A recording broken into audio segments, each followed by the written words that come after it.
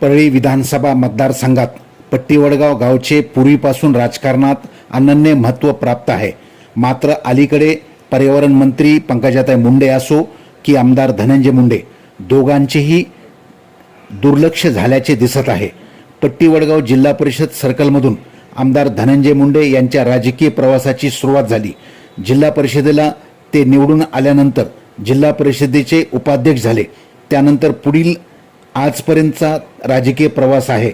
अशा पट्टीवडगाव गावच्या मंदिरासमोर एक तीर्थ आहे, त्याच्या बाजूला आरोग्याचे उपकेंद्र आहे।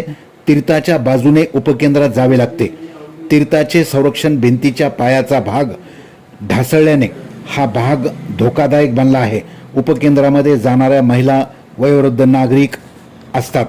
संरक्षक भिंतीचा पडलेला भाग तातडीने दुरुस्त केला नाही तर भविष्यात एखादी अप्रिय घटना घडू शकते। ग्रामपंचायत याकडे लक्ष देईल का? कारण पट्टीवडगाव गावचे सरपंच राष्ट्रवादीचे तर सदस्य भाजपाचे आहेत।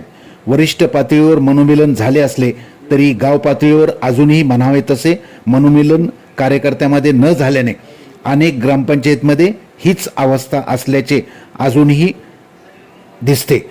हातात हात घालून विकास करण्याऐवजी पायात पाय घालून डावपेच खेळले जात असल्याने जनतेच्या सुरक्षिततेच्या प्रश्नावर सुद्धा गाव पातळीवर सरपंच व सदस्यामध्ये एकमत होताना दिसत नाही, असे चित्र सर्वत्र दिसत आहे।